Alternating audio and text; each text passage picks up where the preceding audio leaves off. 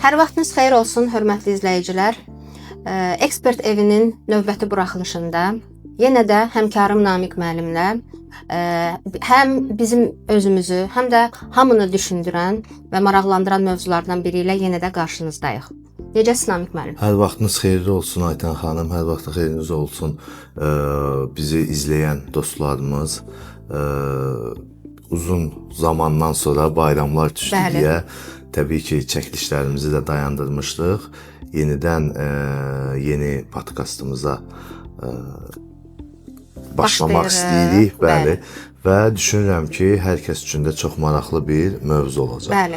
Mövzumuz özünü inkişaf və özünü inkişafda bizim istər fərdi bacarıqlarımız, istər xarakterimiz, istər bilik və bacarıqlarımız. Namiq müəllim, mən düşünürəm bayaq da qeyd elədiyim kimi bu çox aktual mövzudur. Bəli. Çünki davamlı istər kənardan bizə ötürülən, istər öz belə deyək tələbatımız olaraq bu özünü inkişaf nədir? Ümumiyyətlə özünü inkişaf üçün bir insan nə etməlidir? Və yaxud bu özünü inkişaf nə qədər insanlar üçün vacibdir, əhəmiyyətlidir? Ki mövzumuz bu olacaq.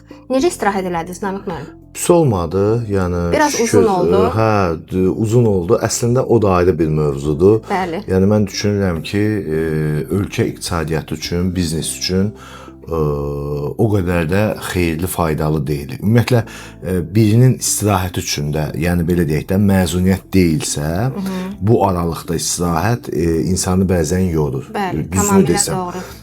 Məsələn, bizə lazımdır ara sıra, misal üçün 2 aydan bir 3 günlük, 4 günlük bir istirahət olsa daha yaxşı olar. Nəinki deyək ki, bir dəfəyə 10 gün. Bəli, çünki burada iqtisadiyyat var, burada biznes var, biznes mühitində mənfi təsirləri çoxdur, bank işləmir və s. Bu da istər-istəməz iqtisadi prosesləri zəncirdən qırır. Yəni mən elə düşünürəm ki, elə bir sıfırdan yenidən işə başlayırsan. Tamamilə doğru. Biraz o adaptasiya müddəti və s. bu da insanları yormuş olur bir digər tərəfdən. Bu ayrı mövzudur. Bunu bir dəfə bir danışarıq ki, yəni bu qədər istirahət eləməyə ehtiyac yoxdur.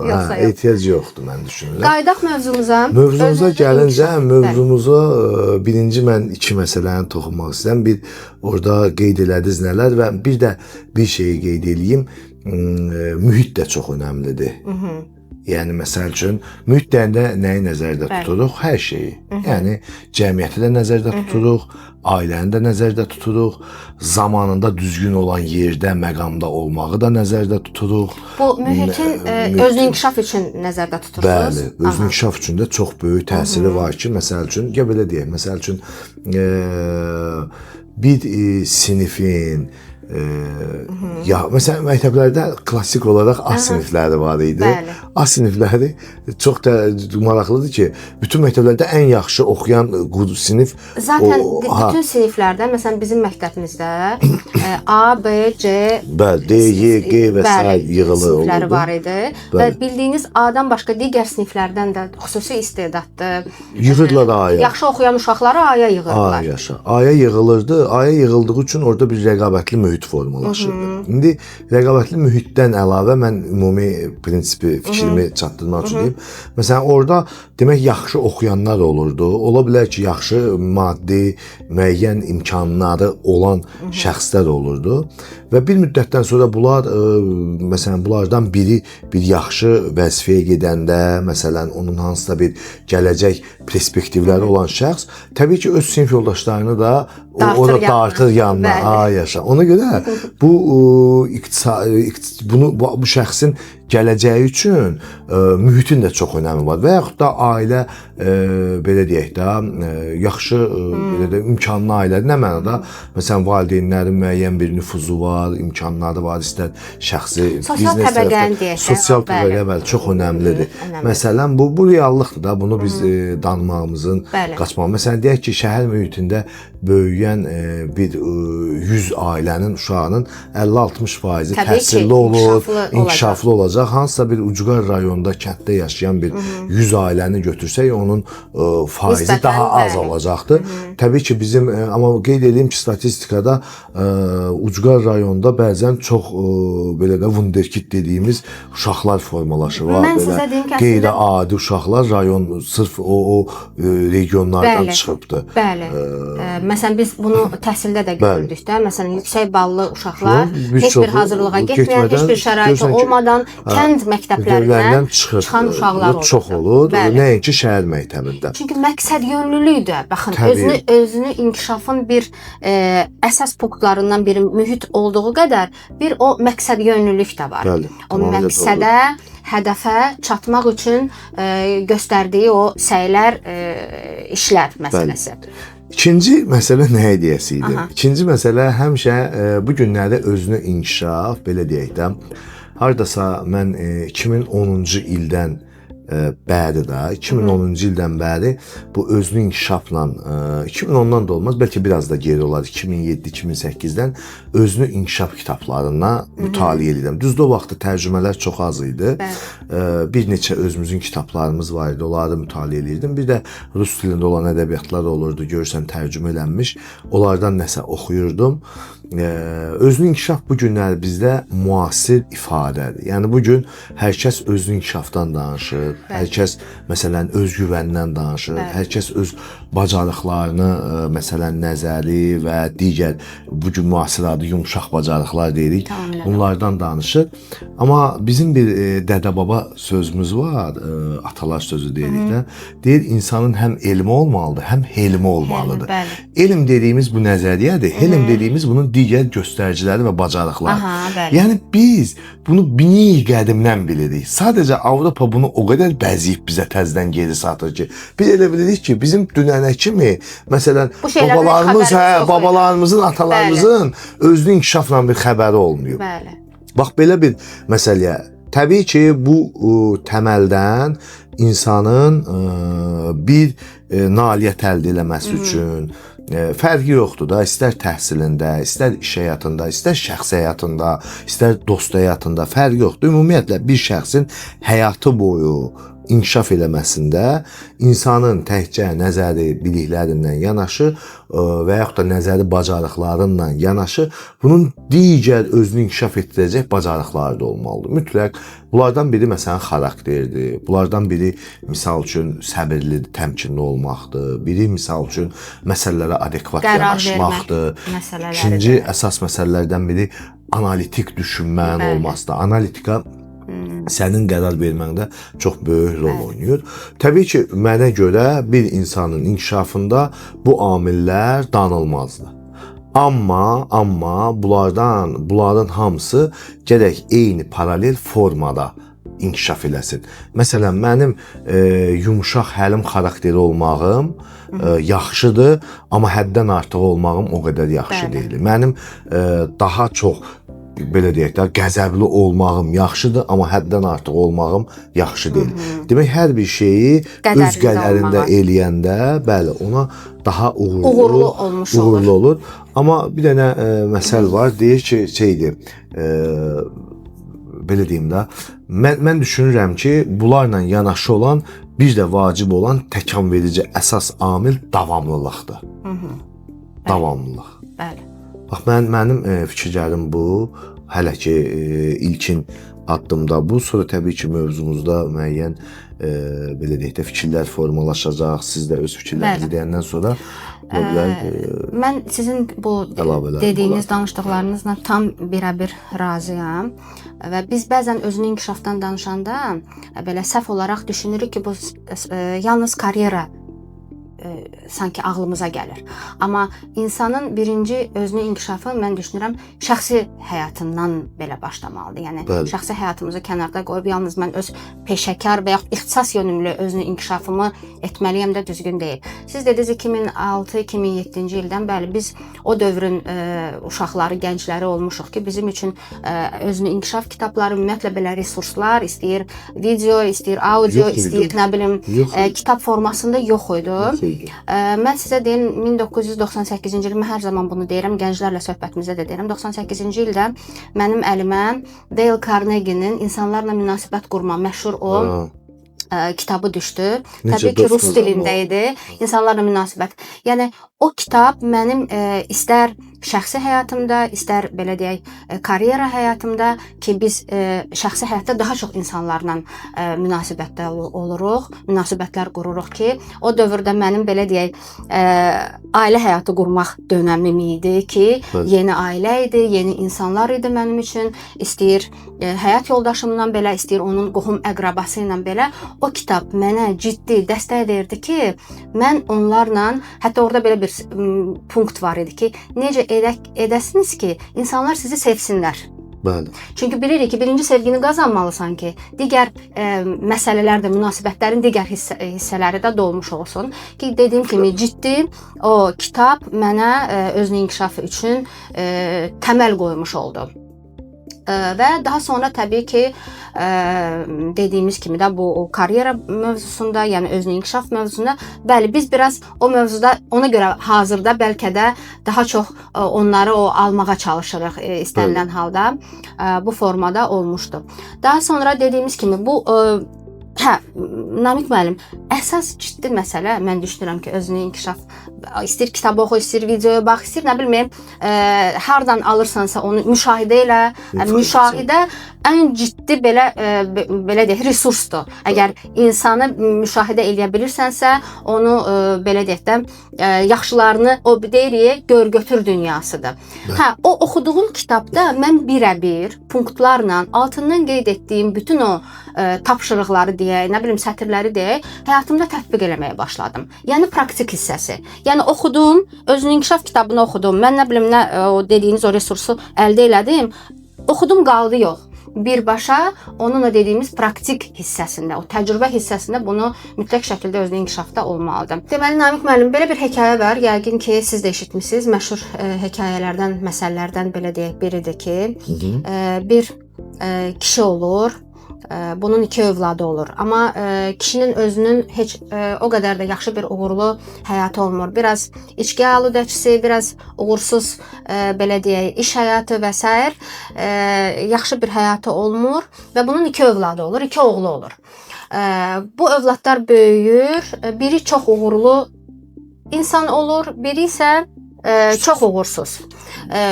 Özü kimi içki aludəçisi və s. Yəni bildiyiniz uğursuz. Bir digəri isə çox uğurlu. Deməli, bunlardan soruşurlar ki, necə oldu? Məsələn, uğurludan soruşurlar ki, necə oldu siz belə bir valideynin, belə bir atanın uğurlu övladı kimi yetişdiniz? Deyir ki, mən atamdan nümunə götürdüm. Atamdan götürdüm misalı. Uğursuzu da soruşurlar ki, niyə siz belə bu vəziyyətə qaldınız? Deyir ki, atam mənə nümunə verdi, misalı atamdan götürdüm. Yəni gördüyünüz bizim həmin o dediyimizdə o gör-götür dünyasının hansı hissəsini görüb götürəcəyiksə, o deyir ki, o uğurlu olan insan deyir ki, mən gördüm ki, atam bu formada yaşır, mən atam kimi olmaq istəmədim. Bu isə deyir ki, burada xarakterin önəmi var. Bəli. Təbii ki. Yəni hər kəs öz xarakterinə uyğun olan hissələr. Xarakter əslində çox maraqlı bir mövzudur. Məsələn, genetika ilə də bağlayırıq, nə bilim, mühitlə bağlayırıq, sosial çevrə ilə bağlayırıq. İnsanın o böyüyərkən, yetişərkən o xarakter çox ciddi məsələdir. Amma mənim üçün həmişə belə maraqlı olub da bu necə formalaşır? Nə qədər düzdür, təsirlər böyükdür. Amma o insanın özündə o doğulduğu o fabrik ayarlar məsələsi də var da, düzdürmü? Yəni anadan gəlmə. Anadan gəlmə, xarakterik xüsusiyyətlər mütləq şəkildə olur. Bu zamanla təsirə olur. Bunun isbatı olmayan bir şey. Bəli. Yəni bunu hələ ki ümumiyyətlə cəmiyyətdə baxış ikidir də. Əsasən mən iki baxışı götürürəm. Bir dünya bəşəri baxışdır. Yəni dünya baxışı, 2 dini baxış. Bunu hələ heç biri belə deyək də ciddi əsaslandırıb isbat edəcək faktları qoyanmır ortaya. Nə elm dediyimiz, bəşəriyyət Teoriyaları dediyimiz ay sağ ol, yoxdur. Nə dini belə deyək də yanaşmalarda təbii ki bu artıq bizim öz inanclarımıza bağlıdır. Məsələn mən deyirəm ki, dində bu deyilir, dinə inancım var deyə. Dində deyilir bu insanın qədir qəzasıdır. Nə yazıbsa alnımıza o da olacaq. Təbii ki müstəqil iradələr öz yerində. Bu alnımıza yazılıb deyə burada müstəqil iradədən getmiş söhbət mövzusu deyil. Müstəqil iradələrimiz var, seçimlərimiz var. Seçim varsa artıq müstəqil iradə də var. Elm dediyimiz, yəni adını elm qoyurlar, bəşəri baxışda da ümumiyyətlə insan doğuşdan doğulanda o xarakterlər olurmu insanda? Uşaqdır da, uşaqda nə xarakter ola bilər? Məsələn, görürsən ki, uşaq vaxtı, balaca vaxtı kür uşaqdır. Kür dediyim, yəni nadir. Məsələn, nətər yeni doğulan uşaqdır. Görürsən, gecəni ağlayır, yatmır, nə bilim. Böyüyəndən sonra görürsən, o qədər sakit təbiətli uşaqdır ki. Ümumiyyətlə, Aytan xanım, insan çox qəribə bir, qəliz bir varlıqdır da. Yəni, hələ indiyənə kimi nə elm, nə din, nə bəşəriyyət, nə hansısa bir teoriya insanı tam aşkar çözə bilmir. Tamamilə doğrudur. O qədər qəliz bir mexanizmdir ki, onu müəyyən etmək çətindir. Ona görə mən düşünürəm ki, insan dəyişkəndir eyni zamanda. Məsələn, bu günləri görürsən ki, biz nəyisə belə düşünürük, sabah fikrimizi 180 dərəcə dəyişirik. Çaşıq deyəcəkdən 360 dərəcə, 54-yə gəlmiş. Adətən elə deyirik, səhv olaraq, bəli. Eynəkdə 160, 180 dərəcə dəyişirik. Ona görə mən düşünürəm ki, insanın bütün inkişafı, bayaq qeyd elədiyim kimi, birinci növbədə bölgü ümumiyyətlə qadın kişiyə görə bölünməlidir və onların hərəsinin öz prioritetləri olmalıdır. Qadına görə öz prioritetləri olmalıdır, yoxsa mənə görə. Olur, yoxsa olmalıdır, sizə görə. Təbii ki, mənə görə, mənim düşüncəmə görə, məsəl üçün, bu zamanında da, məsələn, bini qədimə, yəni bir dünyanın yaradılış bir tarixi dövrünə qayanda görmüşük ki, məsəl üçün, kişilər ova gedib, məsələn, kişilər çöldə maldarlıqla məşğul olub, əkinçiliklə məşğul olub, ilkin ibtidai quruluşlarda, yəni çöl işlərindən sanki yaşamaq üçün, qadınlar da ev işlərindən məşğul olub. Ocağı qoruyub. Ocağı qoruyublar, tamamilə doğrudur. Ona görə mənə elə gəlir ki, bu elə o vaxtdan da bu günə kimi eyni qayda gedir. Təbii ki, dəyişənlər var, dəyişən forma dəyişsə də, amma bəzi qaydalar var ki, bunlar dəyişməməlidir. Dəyişməməlidir və yaxud da belə üstünlük baxımından o mahiyyətini qoruyub saxlamalıdır. Çünki hər bir regionun da, indi biz bəşəri deyirik, amma regiondan regiona da bu dəyərlər dəyişir. Ona görə də biz mahiyyət etibarilə hardasa sizinlə razıyam ki, qadınla kişi arasında bu dəyərlər, bəli, biz qadınlar bunu bəzən etiraf eləsək də, etiraf eləməsək də bunu qəbul edirik. Ki, müəyyən üstünlük zaten kişilərdədir.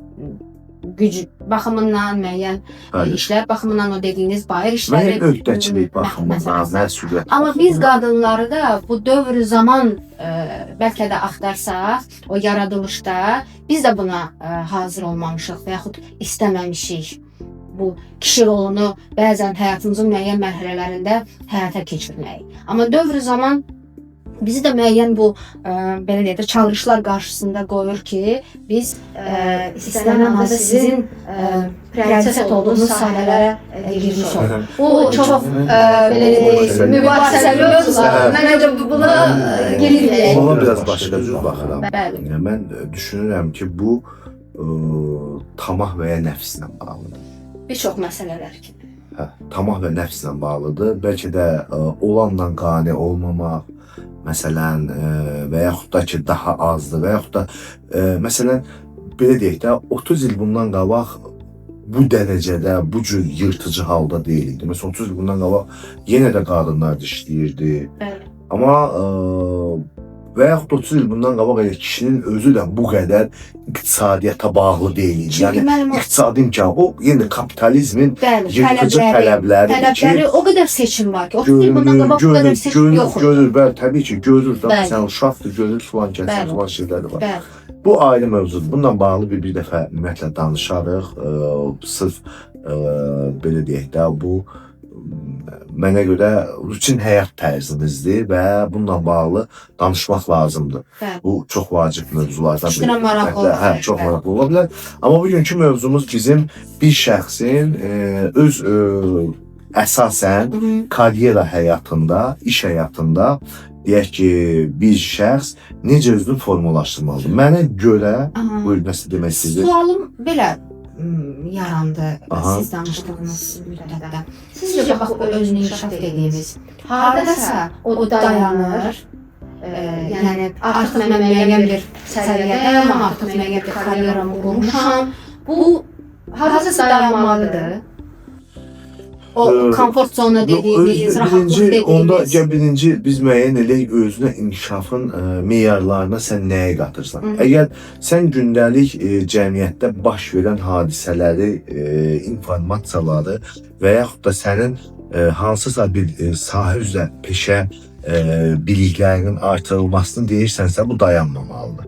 Məsələn, deyək ki, mən maliyyə sahəsi üzrə mühasibatlıq, vergi, deyək ki, əmək qanunvericiliyi və yaxud da bu tip mövzular, bu sahə üzrə mütəxəssisəmsə və bu da davamlı dəyişir və yenilənirsə, təbii ki, bunun dayanmalı bir halı yoxdur. Yəni, mən hər il çıxan yenilikləri, hər il çıxan yeni qanunvericilikdə olan qaydaları və yaxud da maliyyə standartlarında olan dəyişiklikləri davamlı izləməliyəm və tətbiq eləməliyəm ki, gələcək dövrülmədə daha düzgün nəticələr olsun.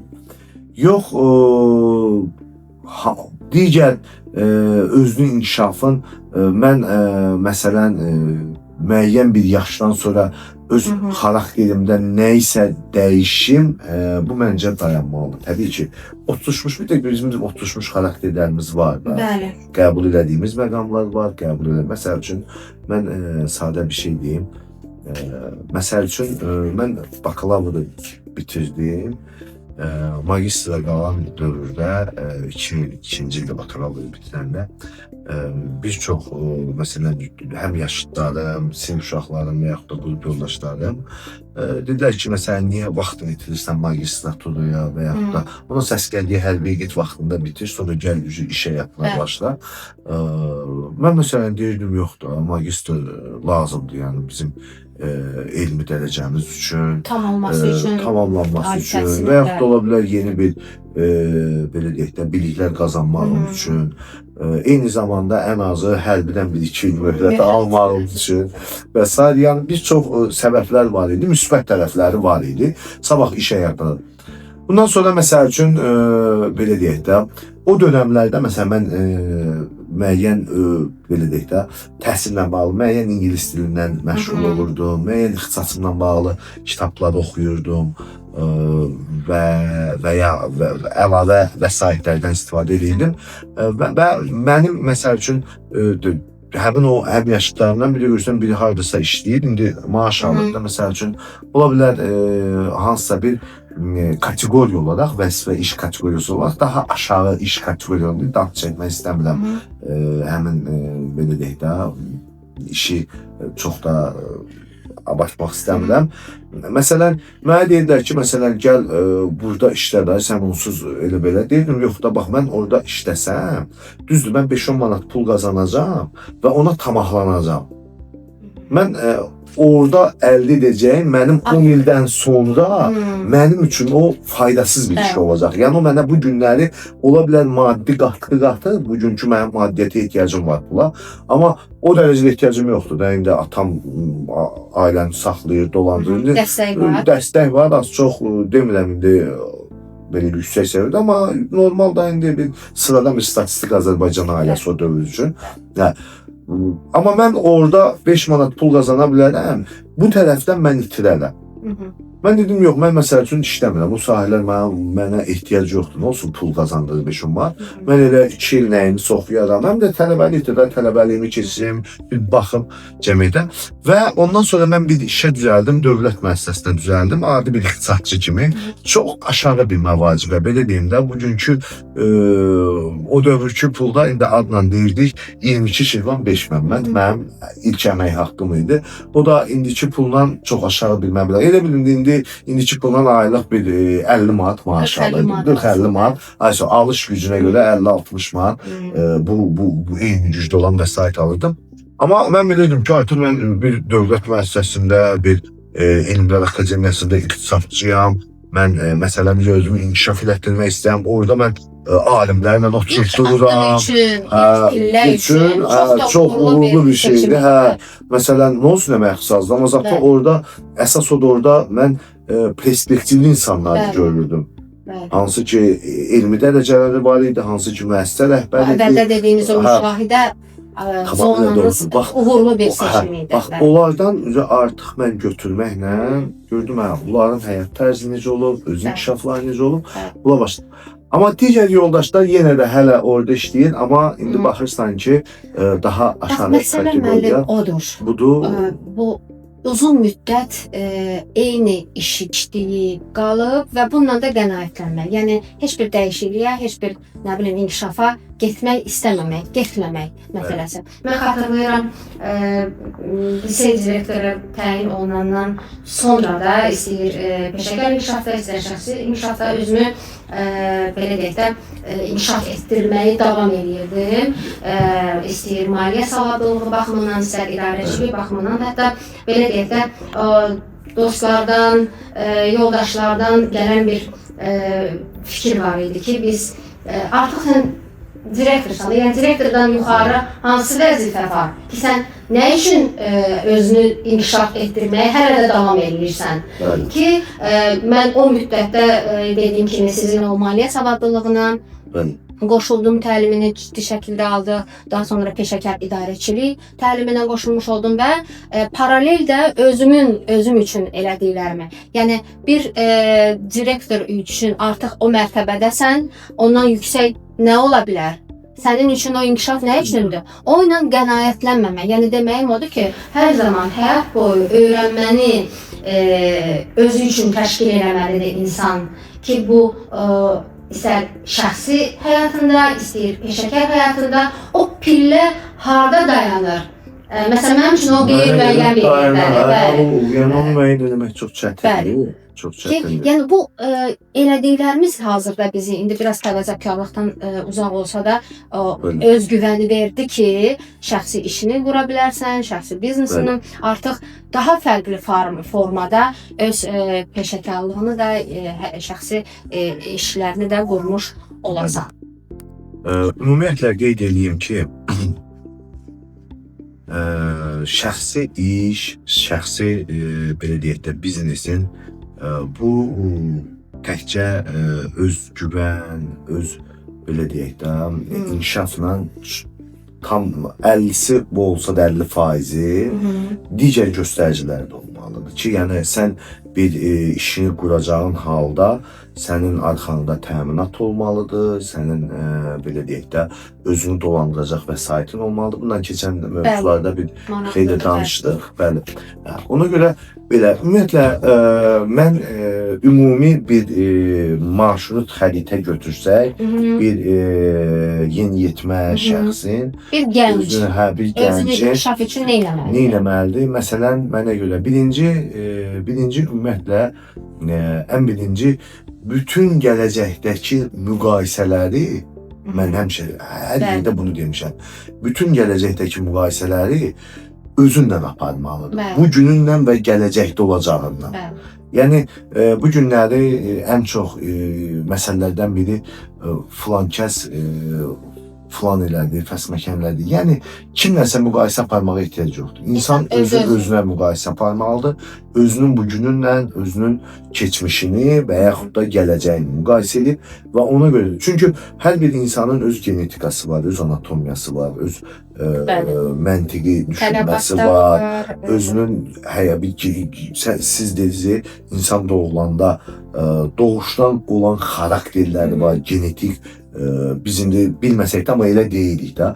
Sonradan ailədə formalaşan xarakterləri var. Sonradan məktəbdə, universitetdə, cəmiyyətdə formalaşan xarakterləri var. Hansı ki bunlar həmin insana öz gələcəyini qurmaq üçün imkanlar verir. Elə bir şey var ki, onun üçün, digər üçün üstünlüyü olsa da bunun üçün mənfi ola bilər. Amma ümumi prinsipdə mən həmişə deyirəm, insan davamlı şəkildə elmi, yəni nəzəri biliklərini davamlı artırmalıdır. Nəzəri biliklər deyəndə bu ixtisasla bağlı. İxtisasla da bağlıdır və dünya görüşü tamamilə qılınır. Nəzəri bilik deyəndə bunun 70%, 80% bunun ixtisasından, sahəsindən, hansı sahə üzrə peşəkar mütəxəssisdir, ona bağlı olan tərəfdir. Yenilikləri, davamlı inkişafını etməlidir. Bir də təbii ki, cəmiyyətdə, dünyada baş verən bir hadisələrdə də bir məlumatlı olmalıdır. Bura tarixdir, coğrafiyadır, hansı ki bu kimi riyaziyyatdır, məntiqdir, bu kimi məsələlər daxil edirəm. İkinci, ümumiyyətlə, təbii ki də mən indi qayıtmıram, hədəfi qoyulmalıdır, məqsədi olmalıdır. Bunlar da işte, bunlar da indi olan bir şeydir. İkinci, bunun praktik tərəflərində işləməlidir, çalışmalıdır, o tərəflərini inkişaf elətdirməlidir. Üçüncü, xarakterinə diqqət eləməlidir. Məsəl üçün, səbirsiz olmamalıdır, lazımsız yerə, misal üçün, höccət olmamalıdır, məsələn, və yaxud da mülayim olmamalıdır, hər şeyə humanist yanaşmamalıdır, hər bir şeyin öz qədərində. Bu, insanın digər bacarıq tərəfləri bunlardır və mənə görə ən önəmli məsələlərdən də biri davamlılıq. Və davamlı sən bunu etməlisən. Davamlı etməlisən. Əgər bunun davamlılıq varsa da və insanın o elmi və helmi varsa da, bu üçü birləşəndə istəsən də istəməsən də sənin iş həyatında, şəxsi həyatında uğurlu olur. Yox, bu şeylər davamlı olmadığı halda, bu şeylərdə sən xarakterdə səbirsizlik eləsən, təmkinsizlik eləsən və yaxud da təkəbbürlük eləsən və s. və laxır olduğu halda təbii ki, sənin inkişafına bu mane olacaq. Mane olacaq. Amma təbii, misal üçün, kənar dəstəkləri olsa daha yaxşı olar. Məsəl üçün, valideynin, atanın, ananın sənin iş həyatın üçün dəstəyi olsa, imkan yönləndirməsi olsa, dəstəyi olsa. Təbii ki, gənclər buna qulaq assın. Bunlar da çox önəmli faktordur. Məsələn, bu günləri mən deyirəm ki, öz övladlarıma ki, siz məsələn gələcəkdə iş həyatınızı bu formatda, bu kimi qurun.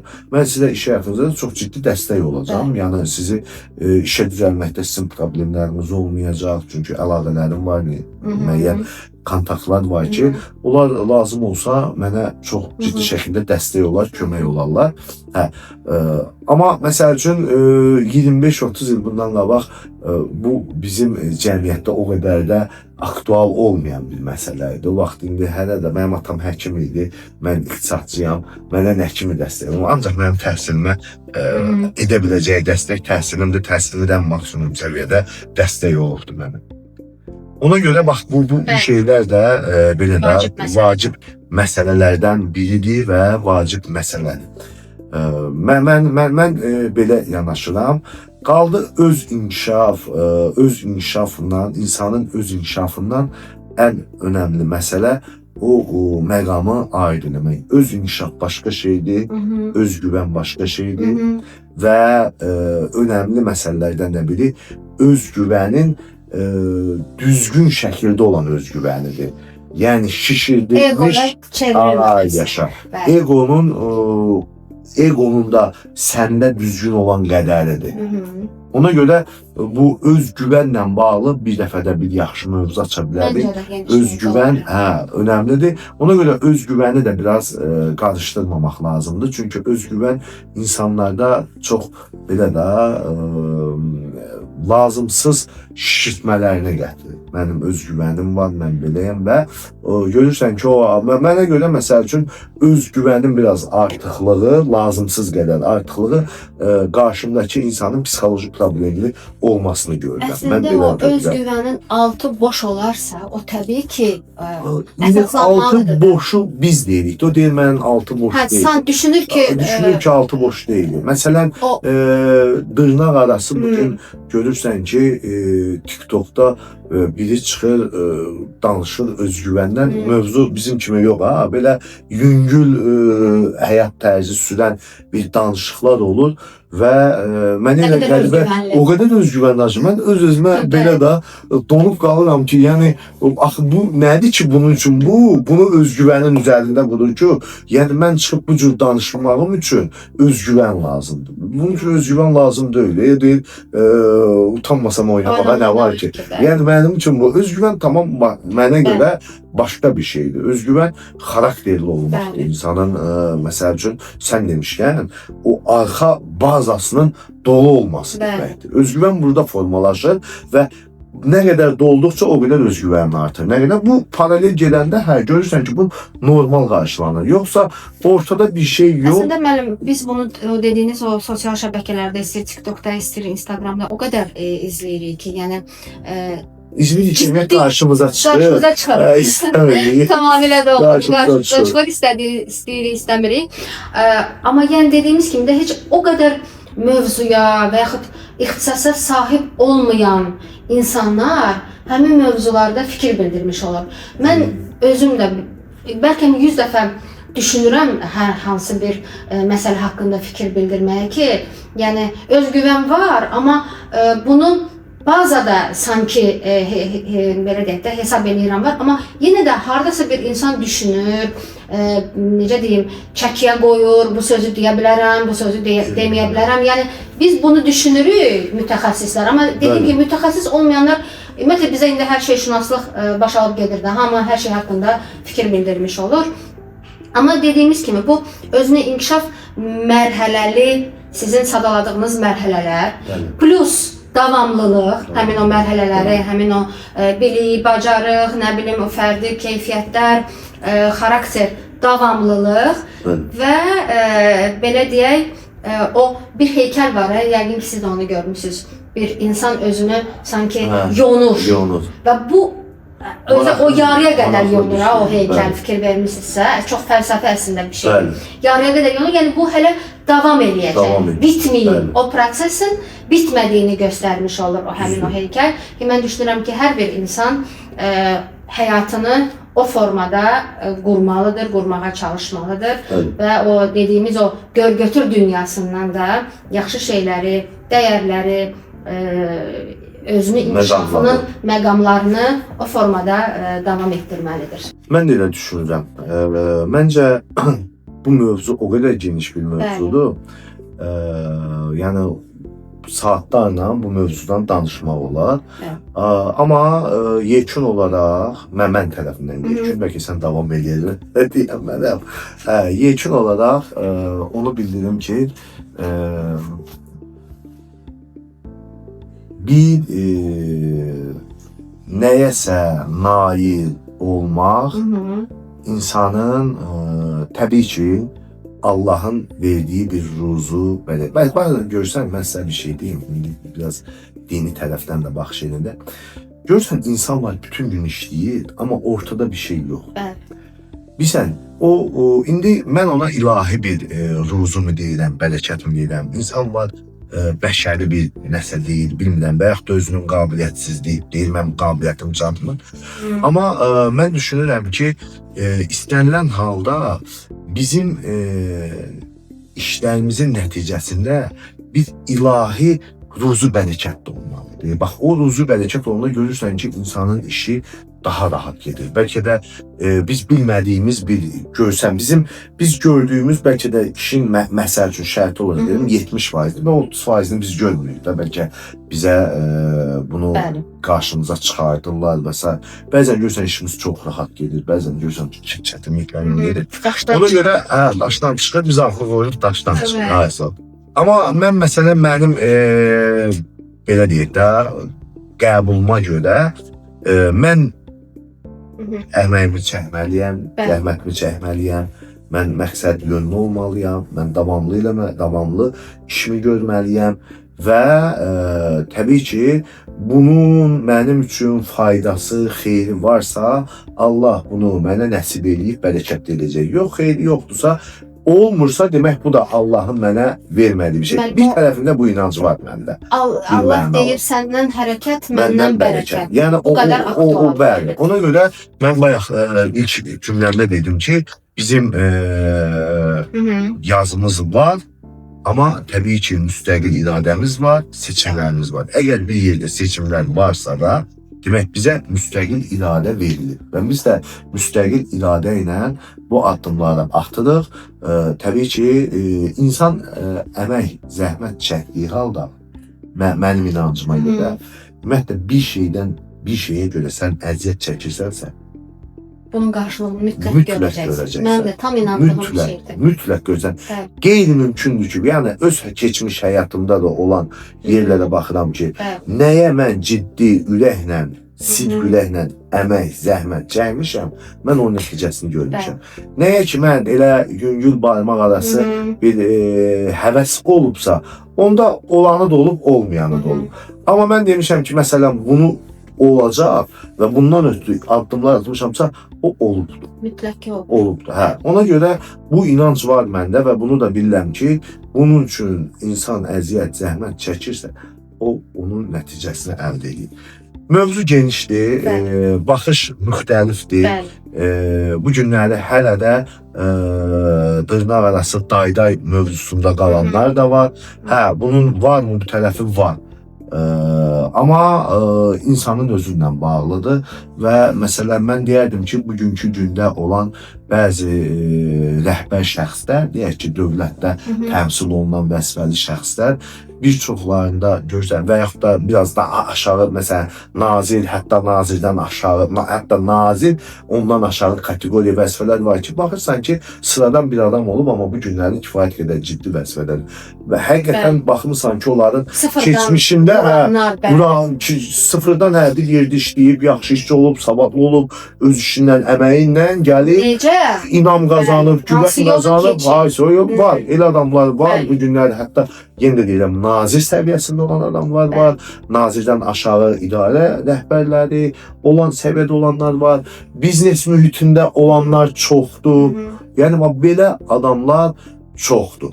Yəni, ona görə mənə elə gəlir ki, onlardan bir həvəs, onlardan bir motivasiya, onların getdiyi qaydalara riayət eləməklə, o dediyiniz müşahidə eləməklə, müəllimin oxuduğu həyatında dediyiniz, misal göstərdiyiniz müəyyən insanların uğurunu izləyib, müşahidə edib. İnsanın özünlə bağlıdır və bunun istəyini, içindəki istəklə bağlıdır. İçində o istək varsa, o ona nail olacaq. Bax belə, mənim son fikrim bunlar. Çox sağ olun Namiq müəllim. Həqiqətən mənim özümü də inanıram ki, izləyicilərimizi də həm çox eşitdikləri, izlədikləri bir mövzuydu.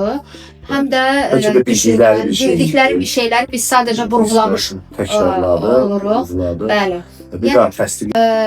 Deməyimiz odur ki, Namiq müəllim, bir insan özünün inkişafı o beşikdən qəbirə qədər davam etməlidir.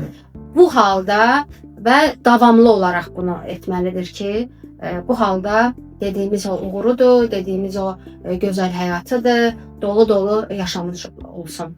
Təşəkkür edirəm dəyərli fikirləriniz üçün Namiq müəllim. Çox sağ olun. İzləyicilərimizə təşəkkür edirik ki, bizi izləyirlər. Dəstəkləri istənilən halda bizim bu istəyir YouTube kanalında, istəyir digər platformalarda bəli bizi ciddi şəkildə izləyirlər. Onların feedbacki, geri dönüşləri bizim üçün çox önəmlidir və bunun üçün də onlara xüsusi təşəkkür etmək istəyirəm. Təşəkkür edirəm. Təşəkkürlər, sağ olun. Çox sağ olun.